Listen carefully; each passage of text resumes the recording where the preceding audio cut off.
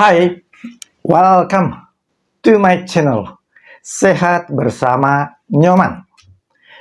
Video ini saya awali dengan doa, semoga kita semua selalu sehat luar biasa, selalu bersyukur dalam segala hal, selalu bersemangat dalam beraktivitas, dan semoga kita semua semakin bermanfaat bagi banyak orang.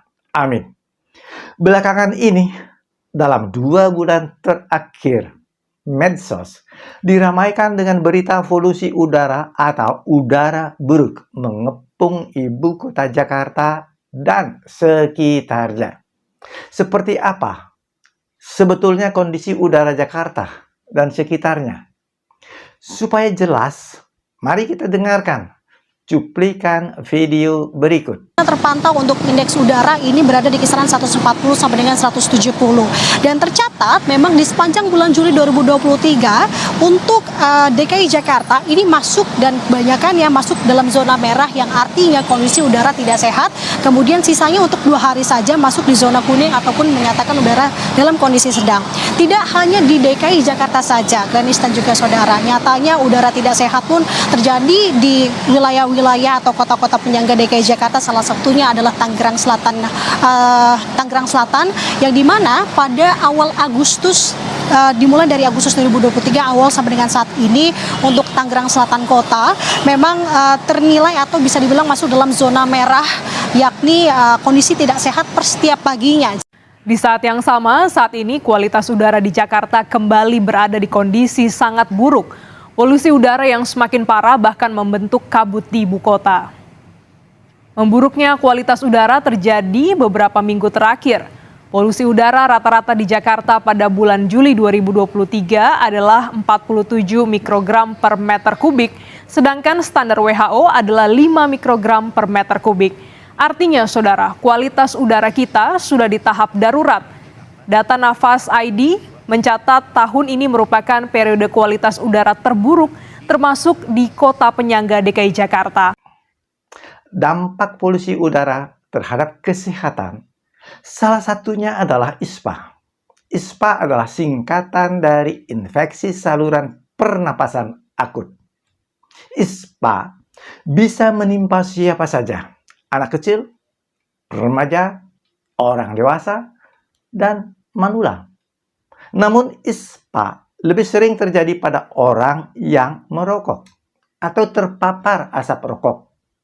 Gejala awal orang terdampak ISPA adalah batuk, hidung tersumbat, pilek, bersin-bersin, nyeri otot, nyeri tenggorokan, nyeri kepala, dan demam. ISPA apabila tidak mendapat penanganan yang tepat akan berujung pada infeksi paru-paru, dan infeksi paru-paru apabila tidak mendapat penanganan yang tepat akan berujung pada kanker paru-paru dan akhirnya kematian. Berikut adalah wawancara eksklusif wartawan Kompas TV Niluh Puspa dengan Ibu Ripka Arung Langi. Mereka sekeluarga suami istri dan 3 orang anak terpapar ISPA akibat udara buruk. Kita simak percakapan mereka.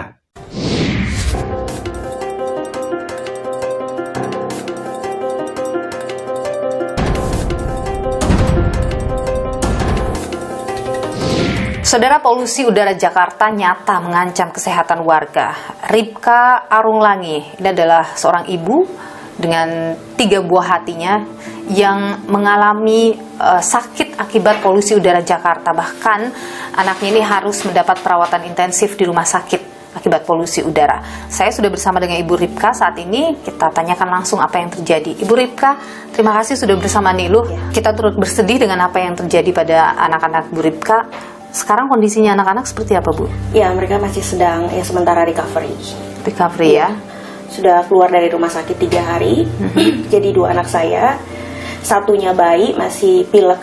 Umurnya berapa saja ini anak? Kalau untuk anak pertama saya 7 tahun, yang kedua 3 tahun, dan yang ketiga 8 bulan. 8 bulan dan Iya. tiga-tiganya mengalami sakit itu. Iya.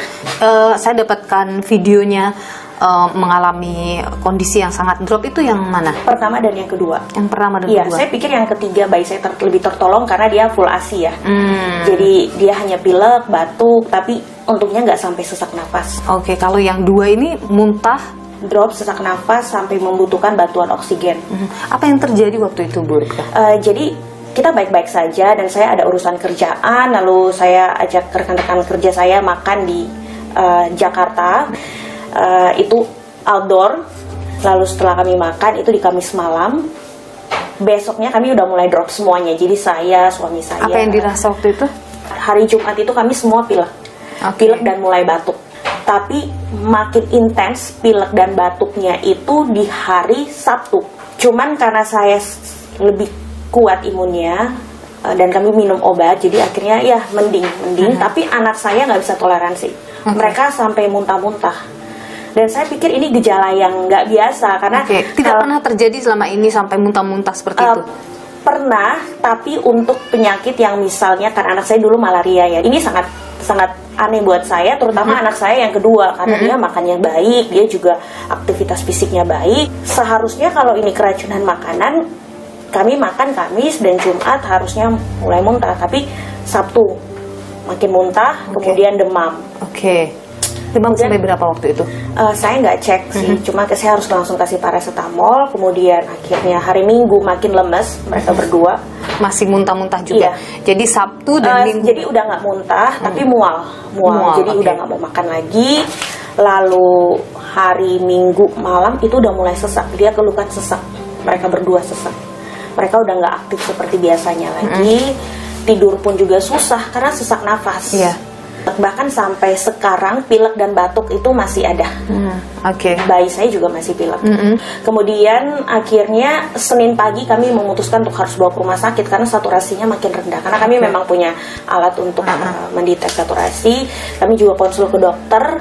Dokter menyarankan harus bawa ke IGD karena dia membutuhkan bantuan oksigen. Senin pagi kami bawa ke IGD, lalu Senin malam anak yang kedua di IGD untuk bantuan oksigen. Karena itu sangat membuat saya khawatir sekali karena nafasnya itu benar-benar pertama kalinya sampai sesak itu. Nafasnya pendek-pendek. Iya, lalu gitu ya? menurut dokter itu karena polusi udara. Dari percakapan melalui video tadi terungkap bahwa Ibu Ripka imun tubuhnya lebih kuat sehingga tidak sampai kondisinya ngedrop seperti anak-anak mereka.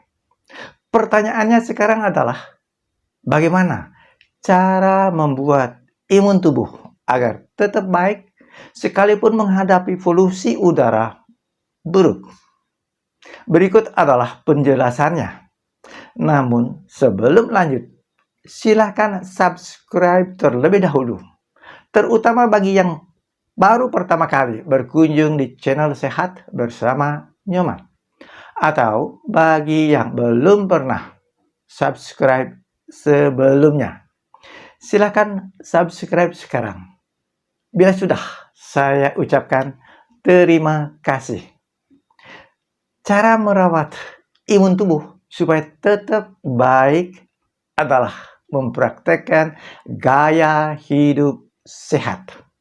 Misalnya, positive thinking, istirahat yang cukup, dan berkualitas, olahraga yang teratur, dan pemenuhan nutrisi yang mumpuni. Khusus untuk pemenuhan nutrisi yang mumpuni, saya rekomendasikan mengkonsumsi suplemen Super Green Food setiap hari. SGF 100% alami, kaya akan protein, tinggi serat, mengandung 15 vitamin dan 12 mineral dan senyawa-senyawa bermanfaat lainnya. Demikianlah video saya kali ini. Terima kasih sudah menonton sampai selesai. Sekarang silahkan like, share, komen, tekan tanda loncengnya untuk mendapatkan notifikasi video-video saya yang baru yang berikutnya. Salam dari saya, Igustinyawan Iskandar, praktisi gaya hidup sehat tanpa obat. Oh, yes!